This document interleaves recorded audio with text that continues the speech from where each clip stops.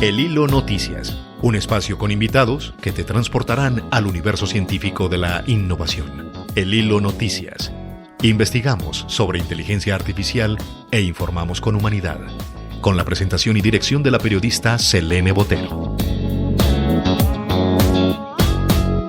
Ya nos conectamos. Es un gusto darle la bienvenida a la periodista, profesora y consultora Rocío Barquín. Les comparto un breve perfil de nuestra invitada. Rocío es en la actualidad coordinadora de producto de ADN Sur, un medio nativo digital que tiene su centro de operaciones en Comodoro Rivadavia, Chubut, Argentina. De igual manera es la Social Media Manager de ADN Sur. En el año 2024 hizo parte de la Academia de Journalism para Pequeñas Redacciones, un programa de la London School con el apoyo de Google News. Ella participó junto con otros 22 profesionales de diferentes medios de comunicación de 15 países.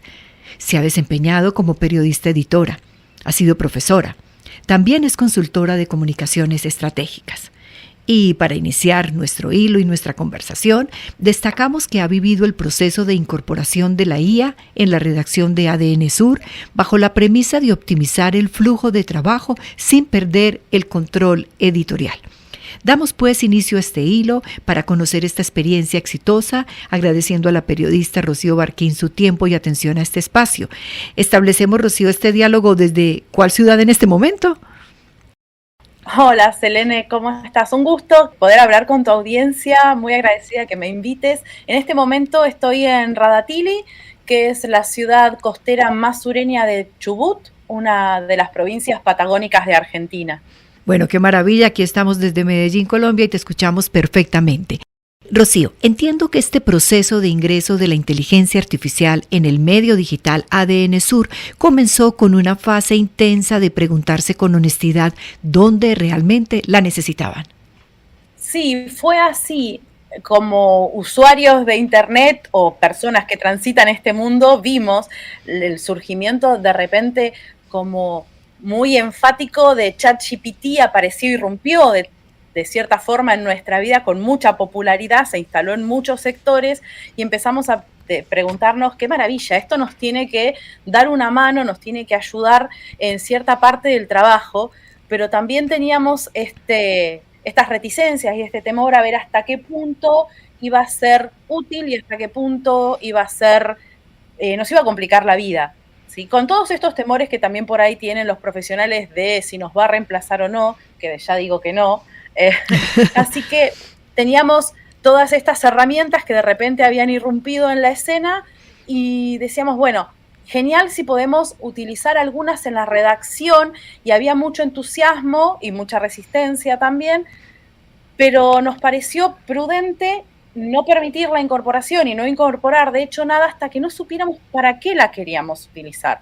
Entonces, lo que nos sucedió en principio es que tuvimos un problema puntual, que en realidad no era un problema, sino que de repente hicimos una alianza con un canal de streaming y tuvimos un flujo de entrevistas en audio y video que era superior a los que nosotros estábamos acostumbrados a trabajar.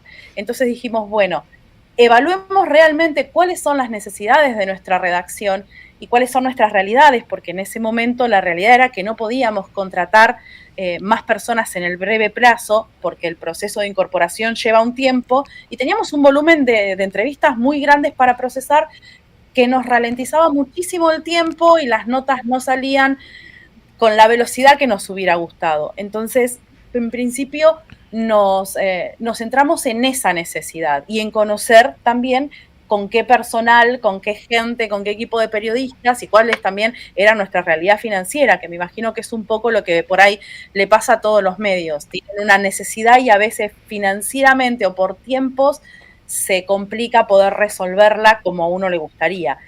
Fue en ese momento donde evaluamos la incorporación de algunas herramientas de inteligencia artificial a la redacción con un objetivo bastante claro, que era ayudar en el flujo de trabajo de tareas que son repetitivas, por ahí que no necesitan demasiado de la intervención intelectual del periodista y que nos llevan mucho tiempo, como las desgrabaciones de audio, o por ahí el rearmado de ciertas notas que son o gacetillas de propaganda o políticas que los medios tienen que por ahí procesar, o inclusive algunos partes policiales, y que ese rearmado también por ahí lleva algo de tiempo.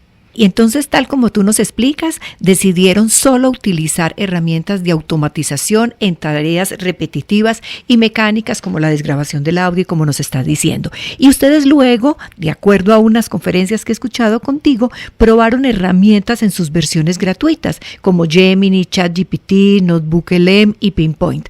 Muy bien, nosotros aquí lo sabemos, no estamos haciendo publicidad de ninguna herramienta, pero es que hay que dar nombres, porque definitivamente si esa fue la experiencia que vivió tu medio, hay que trasladarla a la audiencia. Entonces, con confianza puedes decir, ¿por qué llegan a estas herramientas? Bueno, empezamos a ver qué herramientas había disponible para asistir a la escritura, porque teníamos muy claro que lo que queríamos era que la inteligencia artificial sea un asistente y no un autor. No queríamos que nos genere una nota, lo que queríamos era que nos ayude a escribir más rápido. Por ahí esas pequeñas correcciones o organizar las desgrabaciones o incluso desgrabar audios o videos. Entonces fuimos testeando algunas herramientas y muchas quedaron en el camino. Probamos una herramienta que se llama Lex Page, que es una herramienta muy útil, pero que fue gratuita en un principio y de repente se convirtió en una herramienta paga, y entonces ahí se nos complicó un poco el uso. Probamos Perplexity, probamos Gemini, ChatGPT, también Pinpoint y NotebookLM, que son herramientas que actualmente utilizamos, no en su capacidad completa y capaz que ni siquiera para lo que realmente fueron creadas, porque Pinpoint, por ejemplo, es una herramienta creada específicamente por Google para periodistas, para que tengan un asistente para procesar grandes volúmenes de información. Nosotros de esa herramienta lo único que utilizamos es su capacidad OCR, la capacidad de convertir una imagen en texto. O sea, la foto, por ahí un expediente o de algún texto que por ahí no llega en foto, que lo conviertan en un texto que sea editable. Y esa misma herramienta tiene la capacidad de poder desgrabar o convertir a texto audios. Entonces esa fue la parte que utilizamos. Una vez seleccionadas las tareas, tal como nos cuentas, para las que sería útil la IA y aprobar las herramientas, ¿cómo fue la fase de capacitación de los periodistas? ¿Cómo es ya llegar a la sala de redacción y en el día a día tratar de incorporarla, que es la prueba de fuego? Sí, en principio cuando elegimos las herramientas lo trabajamos entre, digamos, las cabeceras de las áreas. Yo estaba en ese momento focalizada con la parte de inteligencia artificial y en la coordinación de redes sociales, y trabajé mucho con la coordinación o la jefa de redacción en ese momento, porque era la que tenía más fino el flujo de tareas dentro de la redacción. Las probamos los prompts, o sea, los comandos, probamos las mecánicas y qué sería, digamos, la mecánica más sencilla y adaptable para el trabajo real y cotidiano de la redacción, porque no podíamos decir esto es fantástico y se usa de tal manera, sino les decíamos quizás paso a paso cómo usarla y, lo que es más importante, hasta dónde usarla, establecer en las mismas capacitaciones los límites, porque nosotros no queríamos de ninguna manera que esto se convierta en un reemplazo de la tarea periodística, que el periodista le quite el ojo, que quite su estilo, que sea realmente un asistente. Y diseñamos una serie de capacitaciones para incorporar las herramientas, para acercárselas a la redacción, a todos los equipos de trabajo. No solo tratamos de mostrarles para qué servían detalladamente, cómo usarla incluso en su vida diaria, para lo que quisieran, hasta para pedir una receta, porque nos parecía importante que se vayan familiarizando por ahí con herramientas que no utilizaban, y después mostrar esto, de qué manera incorporarlo a la hora de, por ejemplo, desgrabar una entrevista, cuáles eran los pasos a paso, y no agobiarlos quizás con todo el uso extenso que podía tener esa herramienta, porque no la iban a usar en su trabajo cotidiano. Así que hay algunas partes de la herramienta que si el equipo sabe cómo utilizarla, es por quizás propia curiosidad, pero no porque nosotros los hayamos capacitado puntualmente en el manejo completo de la herramienta. Son herramientas que quizás son muy complejas, muy abarcativas, y era como darles demasiada información todo junto, teniendo en cuenta que si bien nosotros somos un medio nativo digital que nunca estuvo en papel, hay muchos periodistas que vienen del área del papel. Y cuando uno les presenta esto de que vas a tener un asistente que es una inteligencia artificial, que desgraba el audio que vos te puede llevar 15 minutos, te lo desgraba en 2 minutos y medio, y que por ahí te ordena la información o te sugiere cómo ilustrar mejor una nota, de dónde sacar un mapa, cuáles son los datos importantes para hacer una infografía. La realidad es que algunos periodistas lo primero que pueden llegar a pensar, porque nos pasó al interior de la redacción, es esto no me gusta porque me va a quitar el trabajo, me va a reemplazar. Entonces, dentro de la capacitación también era esto de decir, bueno, tiene este límite, nosotros no queremos que se use de esta manera, no queremos usar la inteligencia artificial de forma generativa, no queremos que genere una nota de la nada, ¿sí?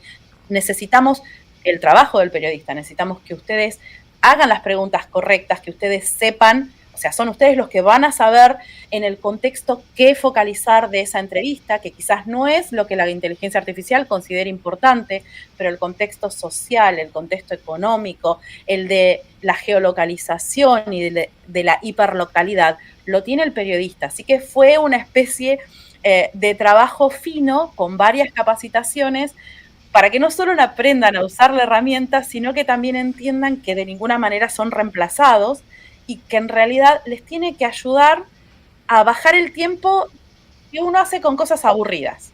Porque si uno hizo la entrevista, sabe más o menos lo que dijo, tiene en la cabeza dónde están los puntos importantes, pero después de desgrabar quizás 15 minutos de entrevista, es tedioso. O sea, buscar la cita exacta. Entonces, eso es lo que hacemos con la herramienta de inteligencia artificial. Desgraba el audio y le decimos, ubícame esta cita exacta donde habla de tal cosa. Tienes toda la razón, y entonces cuando confirmaron que realmente habían estas posibilidades, seguramente se fue bajando la marea y entendiendo que era para un beneficio también de tareas repetitivas, como tú dices, aburridas, y poderle sumar tiempo a la creatividad, nunca reemplazarlos. Y dentro de estos ejemplos que tú dices, se podían utilizar el tiempo estos redactores para producir más contenido local o más contenido personalizado. Este es el resultado entonces que va generando esta automatización. Claro, junto con las capacitaciones de cómo usar las herramientas, le dijimos, bueno, ustedes van a ahorrar tiempo. Ahora, ¿qué queremos que hagan dentro de la redacción con ese tiempo? Queremos que lo utilicen para armar infografías, que de hecho no las arman los mismos periodistas, pero digamos, armar el texto que iría en una infografía para después pasárselo al diseñador. Eso hace que las notas tengan algunos elementos más atractivos y que la gente pase el tiempo, el lector pase más tiempo dentro de la nota. Lo que apuntábamos con esto era que el tiempo que el periodista se ahorre lo utilice para sus procesos creativos.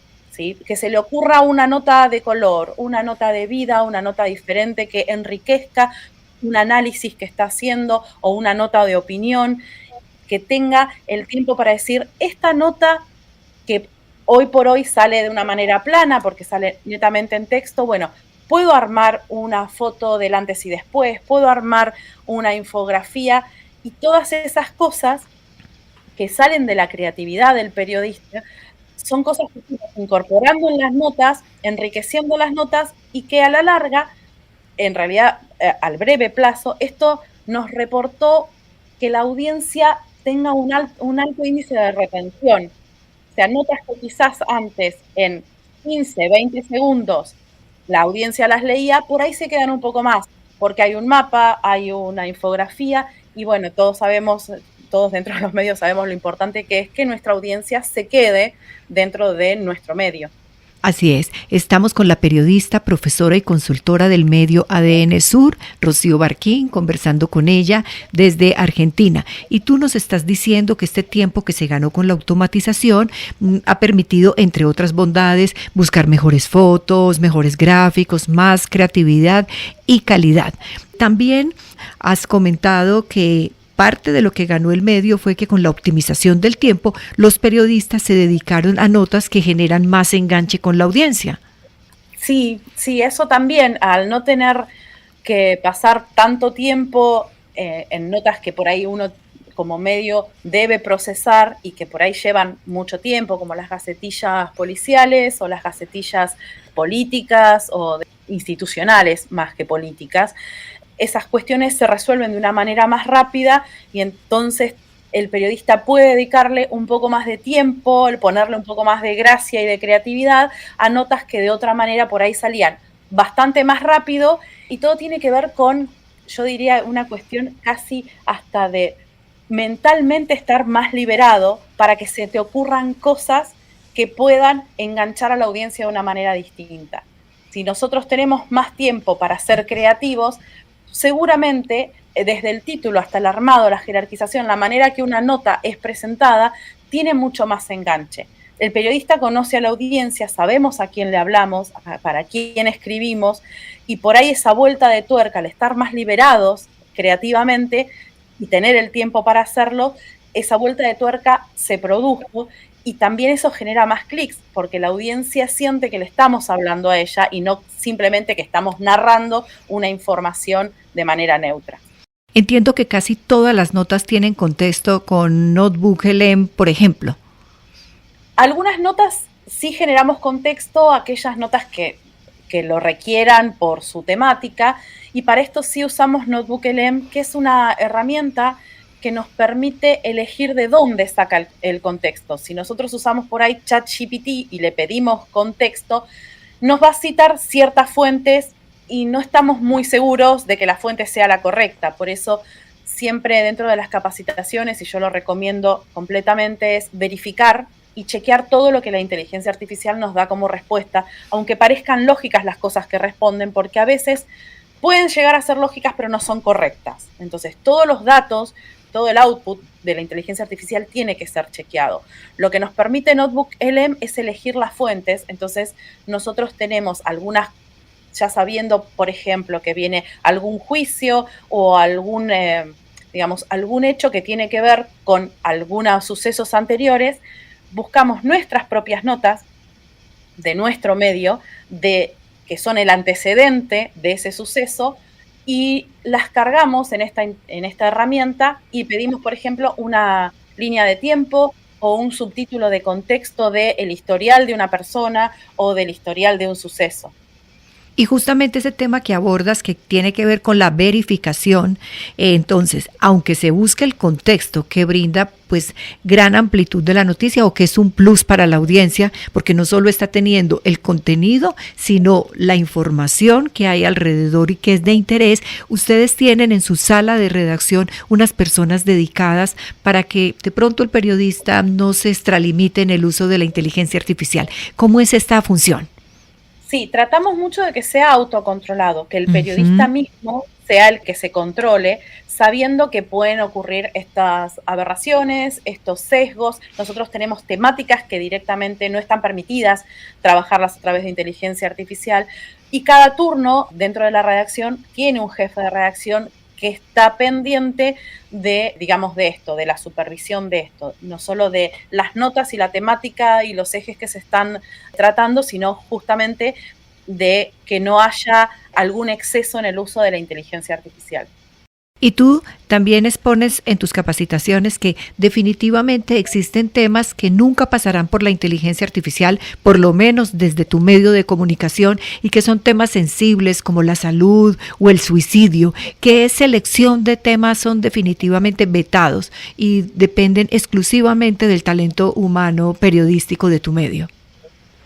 Nosotros, por ejemplo, temas que vinculen o que toquen la salud mental, no los pasamos no hacemos ni siquiera un contexto a través de inteligencia artificial, porque son cosas que cambian todo el tiempo y que por ahí se actualizan.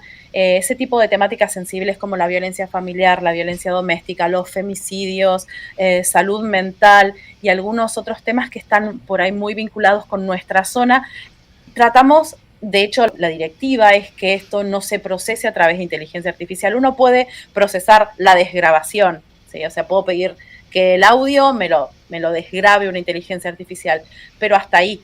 Y después todo el trabajo, la redacción, la manera, o sea, eso es muy sutil quizás, la manera de referirse o de mencionar ciertas cosas, y hay que tener en algunos temas demasiado cuidado porque son demasiado sensibles. Ahí siempre está la mano y el ojo del periodista, el criterio del periodista, bueno, y además digamos, porque el medio tiene algunas capacitaciones al respecto de estos temas sensibles y por ahí lineamientos bastante claros. Entonces, hay algunos temas donde no se trabaja más allá que para la desgrabación de un audio, por ejemplo. Nos acompaña en este hilo Rocío Barquín, periodista, profesora, consultora del medio ADN Sur. Desde Argentina tenemos este diálogo y decía que traíamos a este hilo un ejemplo de éxito porque en ADN Sur lograron mayor retención de la audiencia y aumentaron la cantidad y la calidad de los informes. Ese es el balance que tú ves cuánto tiempo después. La realidad es que nosotros vimos resultados bastante rápido. Porque, el procesamiento quizás de entrevistas de video o de entrevistas de audio llevaba cierto tiempo. Nos dimos cuenta enseguida que los periodistas tenían más tiempo para hacer más notas. Entonces, nosotros apuntábamos a que no hagan esas notas que nosotros llamamos notas de relleno, sino que se dediquen a hacer contenido de generación propia, contenido de calidad. Entonces, ese contenido en general, como es más cercano a la audiencia, siempre tiene más retención. Pudimos subir por semana la cantidad de notas que se hacían de este tipo, informes, lo que quizás antes hubiera salido en una nota, en un artículo periodístico, de repente se convirtió en un informe o en un análisis, porque ese periodista tenía más tiempo para vincular, no sé, el informe sobre petróleo, nosotros somos una zona muy petrolera, el informe sobre petróleo con algún otro antecedente, entonces la noticia pura pasó a ser una noticia con análisis e informe. Incluso dijo, bueno, ya que tenemos esto, incorporamos un gráfico, el gráfico puede ir por acá, y se empezó a trabajar de esta manera. Las notas comenzaron a ser más largas, algunas notas comenzaron a ser más complejas, con esto que vos mencionabas y que yo te decía también antes, con fotos, con infografías, y eso hace que la gente le dedique más tiempo a leerlas, que le queden más tiempo en el medio. No solo es para nosotros súper gratificante porque le estamos brindando a la audiencia algo que le interesa y uno lo nota porque la retención permanece, porque las notas son leídas, sino que nos sirvió también para sumar notas que quizás, o sea, información o tópicos que quizás estaban fuera de agenda y marcar una agenda local un poco más definida según lo que nosotros veíamos en nuestra sociedad. En tus exposiciones también aclaras, Rocío, que no todo se resuelve con inteligencia artificial. Compártenos algunos ejemplos. Sí, porque, bueno, lo que pasa que lo que a nosotros nos pasó es que estaba en pleno auge ChatGPT y entonces de repente o nos quedábamos todos sin trabajo o la inteligencia artificial iba a tomar el mundo o todo lo podíamos resolver con inteligencia artificial. Y en general sí, por ahí todo se puede resolver con inteligencia artificial. Ahora la pregunta es, ¿a qué costo? Porque quizás es muy caro generar un modelo de lenguaje específico para nuestro medio. Quizás lo que nosotros queremos hacer se resuelve de manera muy simple, de otra manera, sin tener que irnos a una herramienta de inteligencia artificial. Un ejemplo muy simple es nosotros todos, ¿no? Podemos ir a alguna herramienta de inteligencia artificial y con 4 o 5 datos nos hace una infografía. La verdad es que esas son herramientas pagas que estaría buenísimo y sería muy útil para un medio que quizás no tiene la posibilidad de incorporar un diseñador.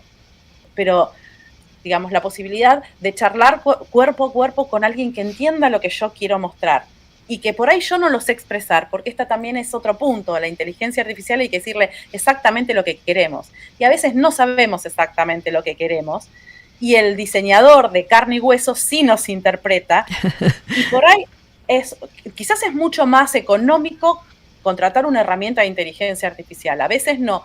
Pero de todas maneras, el factor humano y el hecho de que pueda interpretar y pueda resolver, no solamente le estamos dando trabajo a alguien, digamos, del rubro, del medio, que también me parece muy importante, sino que la calidad de lo que obtenemos después es diferente. Nosotros en algún punto dijimos, bueno, quizás algunos aspectos de la edición de video, para sacar los videos con mayor velocidad, se pueden hacer con herramientas de inteligencia artificial y por más de que sea pagable o sea, digamos, financieramente un medio la pueda afrontar, de repente no es lo mismo que salir a la calle, que tener la persona o el periodista que es reconocido en la calle haciendo los copetes de los videos. tener una edición a mano. Nosotros en el momento en que dijimos, bueno, también se puede usar la inteligencia artificial como un auxiliar de la edición de video, decidimos no hacerlo. Preferimos contratar 1 o 2 editores de video más si los necesitábamos, y eso resolverlo de una manera humana, por decirlo de esta forma. ¿Se puede resolver con inteligencia artificial? Quizás sí, pero no todo necesariamente hay que resolverlo con la inteligencia artificial. Tal vez la herramienta te refieres a VO2. Esa fue lanzada la semana anterior y entonces ya ustedes la están mirando allí con otros ojos. ¿Tú no sientes que de alguna manera vas desarrollando como un ojo clínico? Porque en mi caso he utilizado en varias ocasiones la creación de imágenes, y me refiero en este caso al de imágenes y creaciones por Firefly, y después de varias creaciones voy sintiendo que aunque la imagen sea distinta, como que a eso le falta alma, como que es repetitivo, como que al primer ojo como que es bonito, sí, pero como que uno termina sintiendo que está muy mecanizado. No sé si me entiendes y si lo has vivido tú misma ahora que hablabas de que definitivamente el talento del diseño humano es irreemplazable. ¿Cierto que se empieza a sentir como que la imagencita es la misma? Sí, nosotros no usamos inteligencia artificial para la generación de imágenes que sean fotorrealistas. Esa también es un lineamiento del medio. Dentro del CMS que usamos en ADN Sur está integrada la herramienta que genera imágenes y está por defecto seteada en generar imágenes que sean tipo ilustración, para que se note que de ninguna manera es una imagen real. Lo usamos en algunas notas en las que no son por ahí de profundidad, pero siempre aclarando, esas notas, esas fotos siempre llevan el epígrafe que fue generada con inteligencia artificial. También esto de la transparencia es muy importante, pero sí noto y coincido con vos en que a veces nosotros por ahí le decimos que le falta ángel a las imágenes. O sea, le falta esa esencia que hace, que es esa chispa creativa que todavía la inteligencia artificial no alcanzó a replicar y que las personas tienen. Que por ahí es poner un elemento que tiene que ver con la ciudad o con las circunstancias, o incluso que hace referencia a un meme muy local que fue furor la semana anterior. Y ese solo elemento que la inteligencia artificial no puede definir, ese solo elemento quizás es el que hace que interpela a la audiencia de igual a igual y le habla desde otro punto. Y entonces la nota, la imagen, la entrada de ese artículo periodístico es completamente distinta y mucho más cercana para la audiencia. Hablamos de un ojo clínico para detectar esas imágenes repetitivas. Vámonos ahora al tema del texto. También de alguna manera se va como desarrollando otro ojo clínico para decir, esta redacción ya se va volviendo.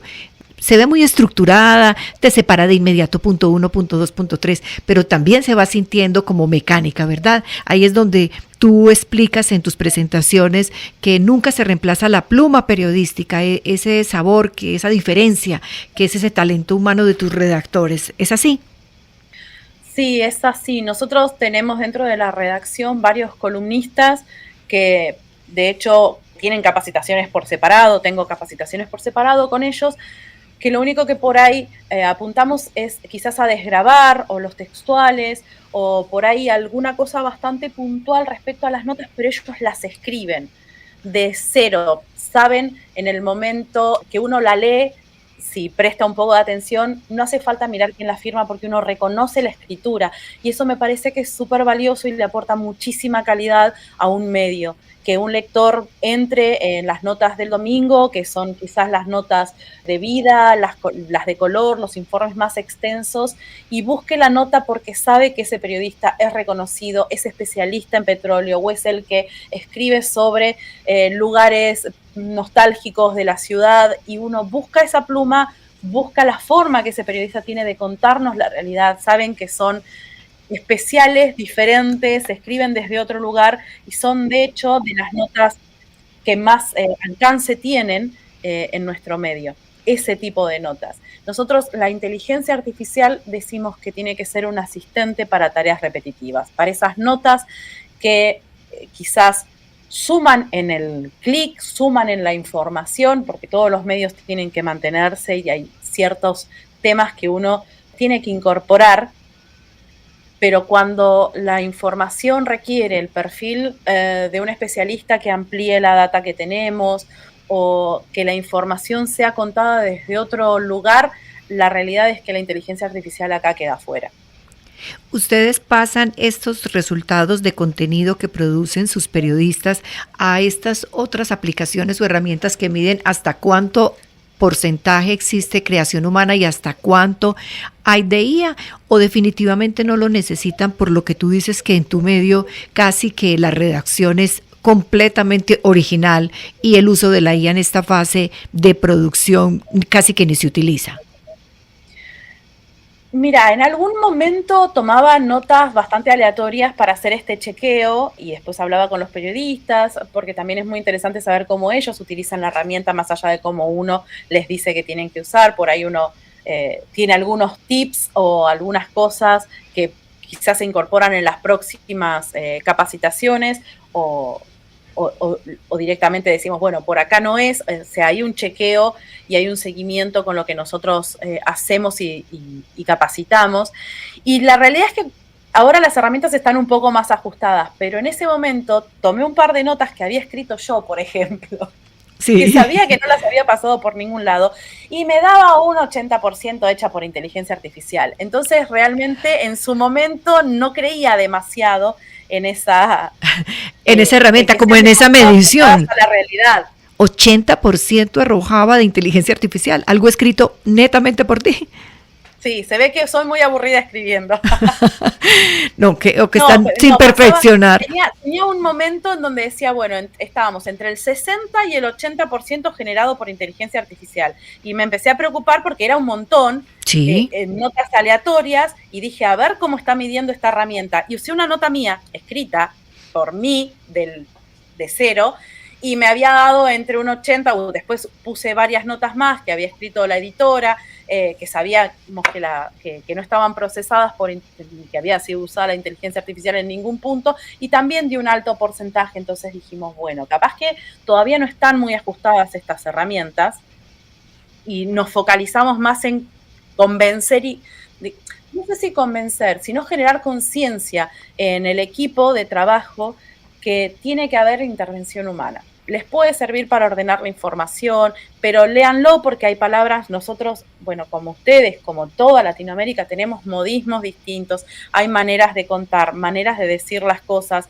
y quizás la inteligencia artificial puede tomar algunos de estos modismos, pero hay algunas cuestiones puntuales que no puede replicar. Entonces, la idea y lo que nosotros decimos y el equipo de trabajo entiende que tiene que hacer, y lo vemos reflejado en las notas, es que es una ayuda, no es un copia y pega, ¿sí? Es una ayuda. Las notas siempre tienen por ahí una edición, se les da una vuelta más, se les cambian palabras, se les cambian frases, se reorganiza de otra manera, se jerarquiza de otra manera. Sigue siendo un asistente. Y definitivamente es clave tu mensaje, porque para quienes hemos estado en una sala de redacción entendemos que se volvería imposible un trabajo de seguimiento a cada periodista sobre todo lo que escribió. Es conciencia, es que sepa cuál es el alcance y que cada periodista la utilice él mismo, poniéndose un límite, porque se convertiría pues en una tarea titánica, o el medio se saldría siempre tarde si tiene que revisar de esa manera tan extenuante cada una de las producciones. Rocío, en este hilo hemos hablado solo de éxitos, pero imagino también han atravesado momentos de dificultades y fracasos. Compártenos también estos momentos para quienes nos escuchan entiendan que esto no es un camino de rosas, y cómo fue esa construcción interna en un medio local de incorporación de la inteligencia artificial, de la IA, de una manera ética. Bueno, uno de los ejemplos, digamos que casi queda en el camino y pudimos darle la vuelta, por suerte, pero realmente lo encaramos mal, fue la necesidad que teníamos nosotros en un punto, o la necesidad o por ahí las ganas, porque en todo esto de identificar también una necesidad tiene que ver con identificar un proyecto que uno quiere llevar adelante, y era la generación de un boletín o de voz que nosotros íbamos a enviar por WhatsApp. Uh-huh. La idea era generar 1 minuto y medio de audio con las noticias más importantes de la mañana, y que nuestros usuarios del canal de WhatsApp recibieran eso para poder escucharlo. con esto de la inteligencia artificial en pleno auge, dijimos, tratemos de automatizar todo el proceso. No teníamos la posibilidad de tener una persona en un estudio de radio, porque no lo tenemos, que grabe un texto y ese texto sea lo que se envía. Entonces dijimos, bueno, esa era una de las posibilidades. Uh-huh. Digamos, abrir todo este sector que financieramente iba a ser quizás bastante oneroso y por ahí no iba a tener un efecto en la audiencia que lo compense. Y dijimos, bueno, vamos a ver si lo automatizamos. Y tratamos de automatizar el proceso entero. Queríamos que una inteligencia artificial tome las 5 notas más importantes, las sintetice, las pase a audio y nos dé el audio para que nosotros lo enviemos por WhatsApp. Y la realidad es que, digamos, y por eso digo, por ahí la inteligencia artificial no es para todo. ¿Cómo hacíamos para entrenar un modelo de lenguaje para que entienda cuáles son las 5 noticias más importantes, que además cambian todos los días, para una audiencia tan específica como la de Comodoro Rivadavia, Radatili, la Patagonia Argentina, la región, o sea, algo bastante concreto, que elija esas 5 noticias que sean realmente importantes, las sintetice, pase ese texto sintetizado a audio y nos brinde un MP3 listo para enviar. Estuvimos en la búsqueda de ese tipo de herramientas y la verdad que la búsqueda de una herramienta que nos pueda hacer todo eso fue un fracaso. Eso sí realmente fue un fracaso. Y en una de las reuniones de equipo, de directivos, lo que decidimos fue, bueno, que reestructuramos un poco la redacción con algunas otras cosas que nos estaban sucediendo y dijimos, bueno, va a haber una persona encargada de curar el contenido de la mañana uh-huh. y hacer la síntesis, jerarquizando la información y prepararla para que la gente la escuche, que además es una cosa muy distinta, y todos, bueno, lo sabemos, un texto que está puesto para ser leído o algo que yo tengo que escuchar. La preparación de este texto es distinto, entonces lo único que hicimos fue contratar una herramienta externa muy básica que pase el audio a texto. Al revés, perdón, que pasa el texto a audio. El texto a audio. Pero la cuestión del contenido, el resumen, el orden en el que se ponen las notas, lo que se va a decir, o sea, lo que termina diciendo el audio, está armado por un periodista. Lo único que suplimos en este caso fue el locutor atrás del micrófono porque realmente no teníamos la posibilidad en ese momento de hacer eso. De hecho, uno por ahí sigue haciendo estas pruebas y hay algunas herramientas donde uno puede preguntar, bueno, ¿cuáles son los temas más importantes de esta serie de links que te pongo? Por ejemplo, ¿cuáles son los temas más importantes para esta audiencia? Y la realidad es que no serían los mismos que nosotros elegimos, los que elige la inteligencia artificial. Y por experiencia sabemos que los que nosotros elegimos pegarían mejor. Al final del día, entonces sí, es criterio periodístico el que prima con el humano. Decía en mi presentación, Rocío, que el año pasado fuiste parte de la Academia de Journalism AA para pequeñas redacciones, un programa de la London School con Google News Initiative. Tú estuviste con otros 22 profesionales de diferentes medios de comunicación de 15 países. ¿Qué aprendizajes dejó esta experiencia para las pequeñas redacciones y que podamos compartir a una audiencia, a nuestra audiencia?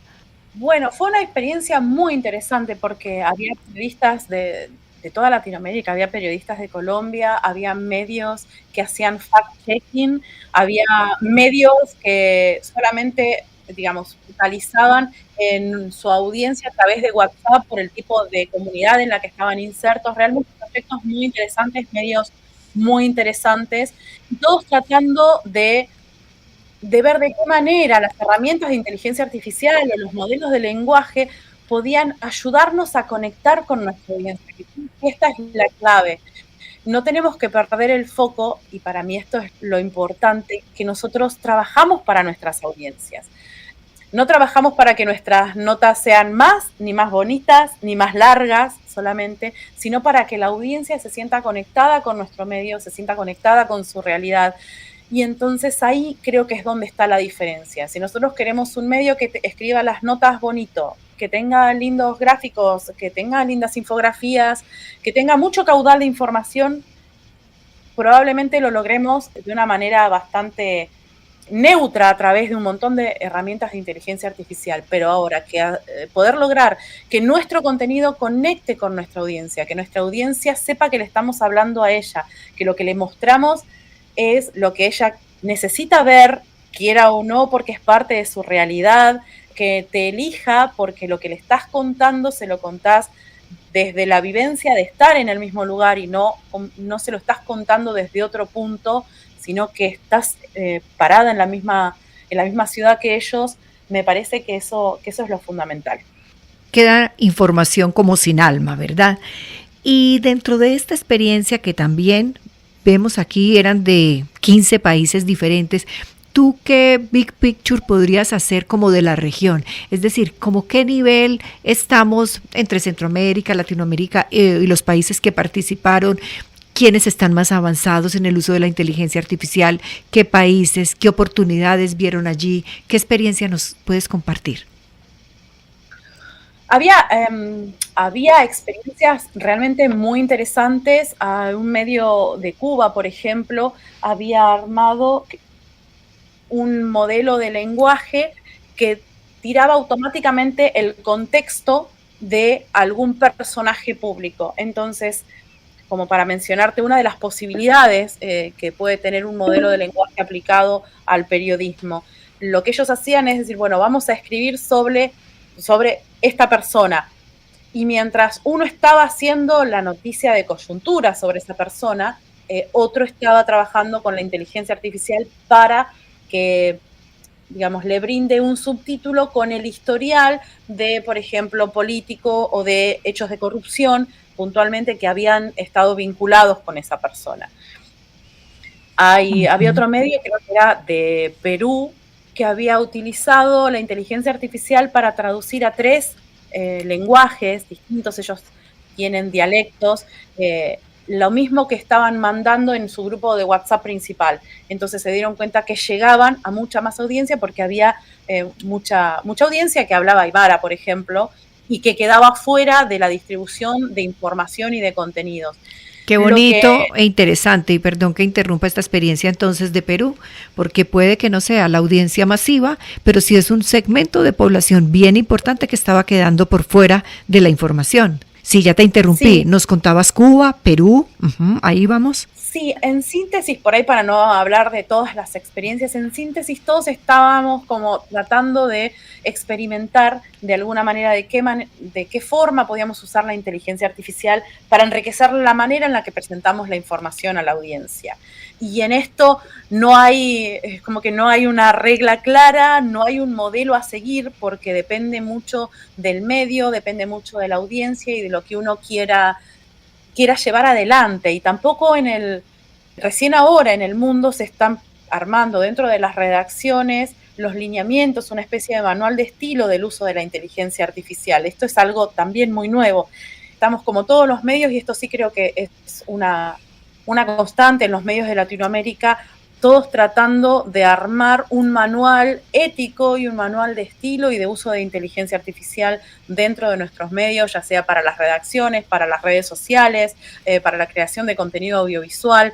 Es todo como bastante nuevo y está bueno en esto que nos estamos mirando entre nosotros.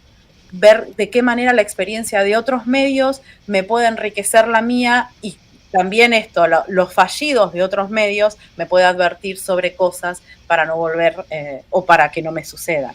Y para ir finalizando este hilo, abordemos el tema de la ética periodística y la inteligencia artificial, que es un tema que, si bien desde el periodismo siempre trabajamos con ética, decíamos que en el pasado estábamos desde el mundo análogo, luego llegó el mundo digital y hubo que readecuarlo, y ahora con inteligencia artificial sí que hay retos, ¿verdad?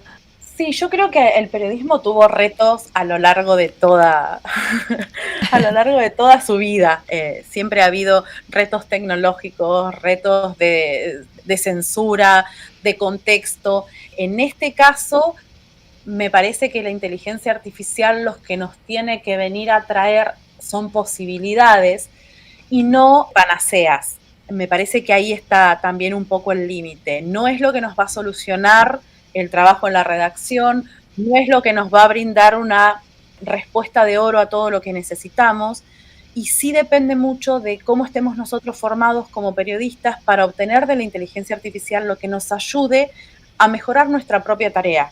Sí, eso es fundamental. No que nos reemplace la manera en la que escribimos, sino cómo hacemos para llegar mejor, para llegar más rápido, para que me dé tiempo para hacer esa nota que quiero hacer y que por ahí en la vorágine diaria estoy teniendo poco tiempo o termino agotado y no tengo la creatividad o las ganas para ponerme, contar esa historia que quizás quiero contar y la estoy demorando. Y en esto de la ética periodística, bueno, sí, es cierto, plantea ciertos desafíos quizás más visibles para toda la comunidad, porque la inteligencia artificial es una herramienta que está al alcance de todos, pero creo que hay que tener en esto muy en claro a qué apunta el medio, y creo que son fundamentales las capacitaciones y las charlas constantes con el equipo, de qué se puede hacer, de qué no se puede hacer o no deberíamos hacer, y aparte escucharlos, porque ellos también, me ha pasado que usan quizás herramientas de inteligencia artificial que nosotros no usábamos y que de repente en la cotidianidad nos resultaron útiles y empezamos a incorporar. Entonces, este intercambio entre el periodista y su quehacer diario y la redacción y el lineamiento que quiere marcar, no estoy diciendo que tiene que ser algo que se negocie, pero sí tiene que haber una escucha activa y un crecimiento constante en esto. Ya que tú eres consultora, ¿dónde pueden contactar contigo y seguir también a tu medio ADN Sur? Bueno, nosotros como medio estamos en todas las redes sociales y pueden encontrarnos en adnsur.com.ar. Entonces, adnsur.com.ar es el portal principal. Estamos en Instagram como yasabes.arg, que es el ARG de Argentina. Sí. Y bueno, en Facebook también como ADN Sur. Y a mí, realmente, si me quieren contactar por alguna consulta que tengan, bueno, tengo un LinkedIn, Rocío Barquín, y si no, a mi correo electrónico no hay ningún problema. Me parece sumamente enriquecedor el diálogo, aunque sea solamente para decir, yo estoy usando esta herramienta de esta otra manera, ¿qué te parece? Se han generado diálogos bastante interesantes, de los cuales por ahí uno saca un dato útil, quizás, pero que se vuelve valioso porque es compartir, exactamente. Entre periodistas, que me parece que es lo que nos ayuda a mejorar también nuestra tarea. Y ya que mencionas esto, para finalizar, ¿qué consejo quisieras dar a las salas de redacción en su proceso de incorporación de la IA? ¿Cuál fue como ese gran aprendizaje, lo que tú dirías, este es el camino y sin duda, después de mi experiencia, diría, por aquí hay que empezar y este es mi consejo? Yo no sé si diría este es el camino porque todas las realidades son distintas, pero a nosotros lo que nos funcionó y lo que volvería a hacer sería primero identificar bien nuestras necesidades, sabiendo que no todo se resuelve con inteligencia artificial y que a veces hay cuestiones mucho más fáciles. Probar varias herramientas, no lanzarlas directamente a los equipos si no las tenemos probadas, si no sabemos que dentro del flujo de trabajo las van a incorporar, y después mucha capacitación, no solamente para que ellos nos digan cómo usan las herramientas, sino para nosotros poder enseñarles a usarlas, de qué manera van dentro del flujo de trabajo, hasta dónde se pueden usar y hasta dónde no, y todas esas advertencias que tienen que ver con verificación, con chequeo de datos, con no copiar y pegar, con tener el ojo clínico del periodista siempre puesto en la información y sobre todo con qué vamos a hacer con el tiempo que nos queda, cómo vamos a trabajar enriqueciendo nuestras notas. La verificación para mí es fundamental, es una regla de oro, un consejo, nada se copy-pastea, todo se tiene que verificar. Ese sería como la cuestión más clave para mí. Y el ojo crítico es porque a veces no hay datos erróneos, no hay cosas que no sean ciertas, pero la manera en la que la inteligencia artificial organiza quizás la información tiene algún sesgo o discriminatorio o tendencioso, entonces también uno tiene que tener un poco de ojo con eso. Y saber que la inteligencia artificial, para este caso, no va a reemplazar al periodista. No, jamás. Bueno, agradecemos a la periodista, profesora y consultora Rocío Barquín por hacer parte de este hilo. El Hilo Noticias es un programa realizado con la técnica de Gustavo Alonso Tavares. Pueden comunicarse con nuestro espacio a través de nuestras redes @El Hilo Noticias. Y antes de despedirnos, les dejamos con La Máquina, quien justamente hoy nos dará sus respuestas sobre la inteligencia artificial y el periodismo local. ChatGPT, ¿para qué le sirve la inteligencia artificial a los medios de comunicación locales? La inteligencia artificial puede ser muy útil para los medios de comunicación locales, ya que les permite mejorar su eficiencia, ampliar su cobertura informativa y adaptarse a las nuevas formas de consumo de noticias. Aquí te presento algunos usos concretos. 1. Automatización de contenidos. En la generación de noticias automáticas, por ejemplo, resúmenes de resultados deportivos, clima, alertas de tráfico o datos económicos locales. 2. Personalización del contenido como newsletters segmentadas, envío de boletines adaptados a los gustos e historial de lectura de los usuarios. 3. Mejora del periodismo analizando grandes volúmenes de datos, detección de patrones y visualización de temas relevantes para la comunidad. 4. Optimización del trabajo editorial como transcripción automática, conversión de entrevistas y declaraciones orales a texto. 5. Interacción con las audiencias como chatbots para brindar atención al lector.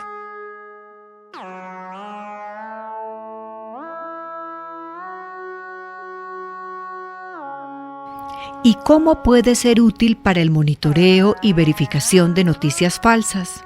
1. La IA es útil para la detección automática de desinformación. Analizando patrones de contenido, algoritmos de IA pueden identificar textos que coinciden con características comunes de noticias falsas, lenguaje alarmista, citas sin fuente, títulos engañosos, etc. También la comparación con fuentes confiables. La IA puede comparar afirmaciones de una noticia con bases de datos de hechos verificados o fuentes oficiales. 2. Verificación de imágenes y videos. Análisis forense digital. La IA puede detectar si una imagen fue alterada, recortes, montajes, etc. También con procesos de búsqueda inversa de imágenes, identifica si una imagen ya ha sido usada en otro contexto distinto al que se presenta. ¿Algunas otras opciones de interés para detectar información falsa para un medio de periodismo local? Claro que sí. 3. Detección de bots y campañas coordinadas. Por ejemplo, con monitoreo de redes sociales. La IA puede analizar miles de publicaciones para detectar comportamientos sospechosos, como la difusión masiva de una misma noticia falsa. También puede realizar análisis de redes de desinformación, identifica patrones de cuentas que comparten contenido falso de forma sistemática. 4. Asistentes de verificación para periodistas. Con herramientas como GPT o Climb Review, pueden ayudar a los periodistas a redactar verificaciones más rápido o sugerir dónde buscar evidencia. También alertas de contenido dudoso. Sistemas automáticos que marcan noticias potencialmente falsas para que el equipo humano las revise.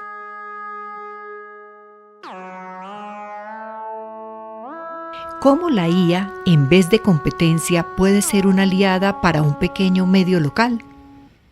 Aunque muchas veces se percibe a la inteligencia artificial IA como una amenaza o competencia para los medios locales, por ejemplo, por automatizar tareas periodísticas, en realidad puede ser una aliada poderosa, especialmente para los medios pequeños con pocos recursos. Aquí te doy 2 ejemplos. 1. Ahorra tiempo y recursos. Porque automatiza tareas repetitivas como la redacción de boletines, transcripción de entrevistas, corrección de estilo, etiquetado de contenido. 2. Aumenta la cobertura local. Un medio pequeño puede publicar más noticias con menos personal, por ejemplo, automatizando coberturas de o clima local, o resultados deportivos escolares, o eventos comunitarios o alertas municipales. Esto dijo La Máquina. La voz que utilizamos ha sido generada con inteligencia artificial del programa Clipchamp, una producción de El Hilo Noticias para Radio Bolivariana.